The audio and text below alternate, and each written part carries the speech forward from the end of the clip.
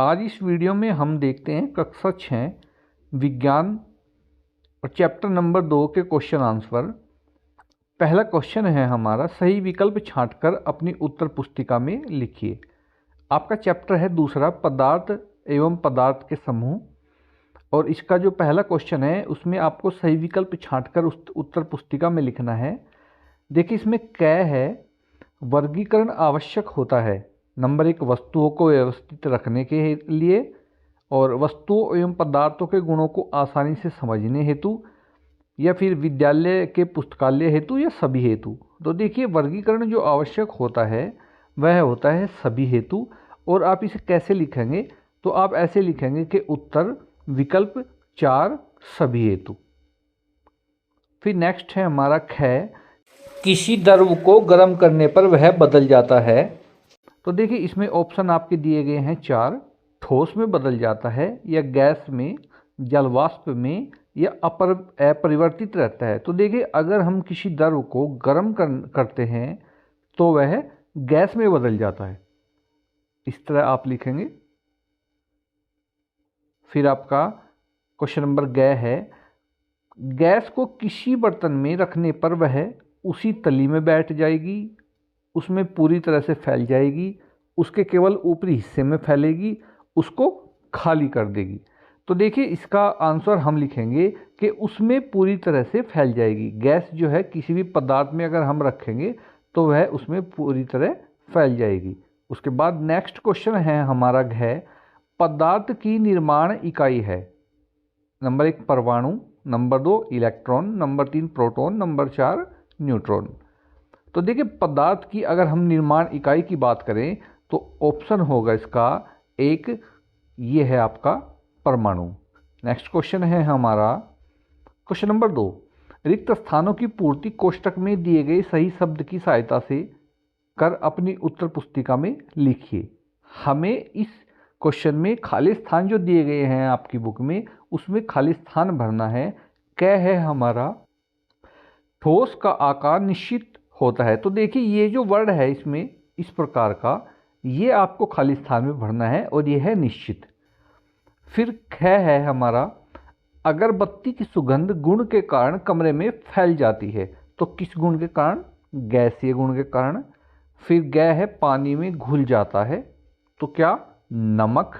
और फिर घ है, घ में हम देखते हैं अणु पदार्थ का वह सूक्ष्मतम कण है जो स्वतंत्र अवस्था में रह सकता है, अर्थात पदार्थ का वह सूक्ष्म कण है जो स्वतंत्र अवस्था में रह सकता है। खाली स्थान में आप लिखेंगे अणु।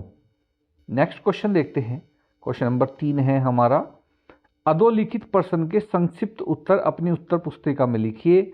तो क्या है, पदार्थ की 3 अवस्थाओं के नाम लिखिए। उत्तर में आप लिख देंगे, आपको पता है कि पदार्थ की 3 अवस्थाएं होती हैं, जिसमें एक ठोस, एक द्रव और एक गैस।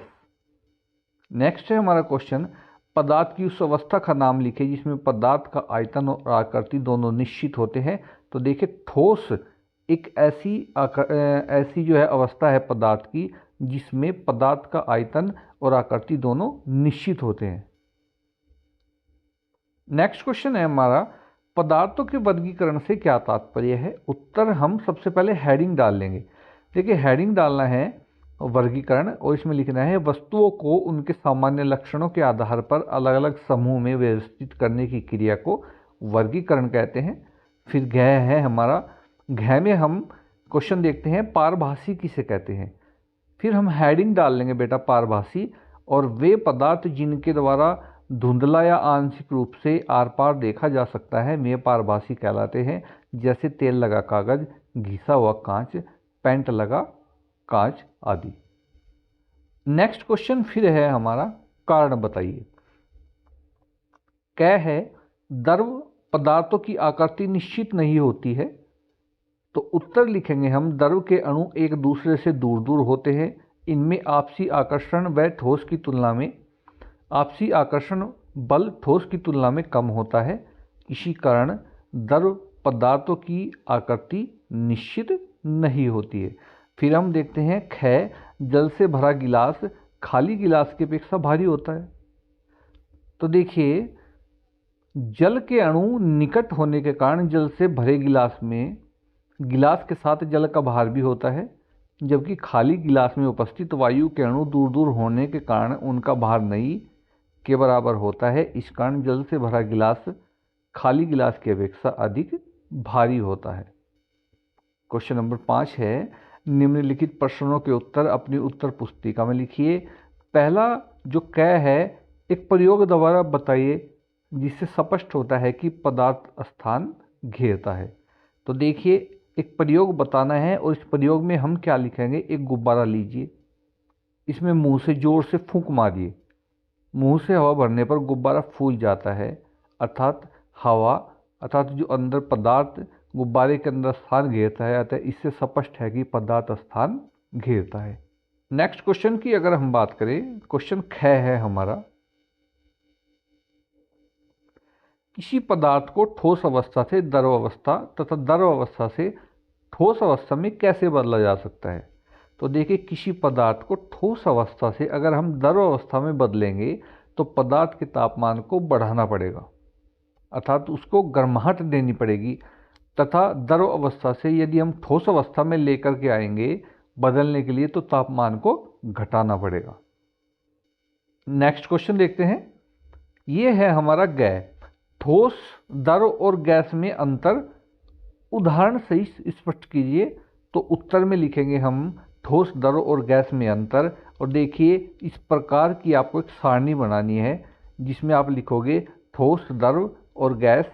इस प्रकार आप हेडिंग डालेंगे और नंबर 1 पर देखेंगे हम, ठोस पदार्थों में कण बहुत पास पास होते हैं। ठोस पदार्थों की तुलना में द्रव के कण एक दूसरे से दूर दूर होते हैं, और गैस में, गैसीय पदार्थों में कण अणु अपेक्षाकृत बहुत दूर दूर होते हैं। ये आपको समझ आया होगा नंबर 1। फिर हम देखते हैं पॉइंट दूसरा, ठोस पदार्थों की आकृति और आयतन दोनों निश्चित होते हैं और द्रव पदार्थों की आकृति अनिश्चित तथा आयतन निश्चित होता है। और जो गैसीय पदार्थ है, गैसीय पदार्थों की आकृति और आयतन दोनों ही अनिश्चित होते हैं। तो ये मुख्य अंतर है ठोस, द्रव और गैस में। क्वेश्चन नंबर 6 देखते हैं। क्वेश्चन नंबर 6 है हमारा, पारदर्शिता के आधार पर पदार्थ कितने प्रकार के होते हैं, उदाहरण सहित लिखिए। तो देखिए, सबसे पहले हम हेडिंग लिखेंगे, पारदर्शिता के आधार पर पदार्थ 3 प्रकार के होते हैं। सबसे पहला है, ये है हमारा, इस प्रकार आप एक सारणी बनाएंगे, पारदर्शिता के आधार पर पदार्थ, इधर आप उदाहरण यहाँ पर लिखेंगे पारदर्शी। तो देखिए, कांच और जल ये पारदर्शी है। अपारदर्शी में लकड़ी, पत्थर, कागज आदि ये अपारदर्शी है। देखिए, पारदर्शी क्या होता है, जिसके आर पार देखा जा सकता है, और अपारदर्शी क्या होता है कि जिसके आसपास नहीं देखा जाता। फिर इसके बाद हम लिखेंगे नंबर 3 पर पारभासी। ये क्या है, तेल लगा कागज, घिसा हुआ कांच, पेंट लगा कांच आदि। इसके बाद नेक्स्ट क्वेश्चन अगर हम देखें, क्वेश्चन नंबर 7, परिवेश में पाई जाने वाली 3 कठोर व मुलायम वस्तुओं के नाम लिखिए। तो देखिए, आपके परिवेश में, हमारे परिवेश में जो भी 3 मुलायम और जो कठोर वस्तुएं हैं उनके हम नाम लिखेंगे। तो सबसे पहले हम हेडिंग डाल लेंगे कठोर वस्तुओं के नाम, इसमें लोहा, लकड़ी, कागज के टुकड़े आदि। उसके बाद दूसरा हेडिंग डाल लेंगे हम मुलायम वस्तुओं के नाम, तो रुई, ऊन, रबर की गेंद, ये मुलायम वस्तुएं हैं। उसके बाद देखते हैं हम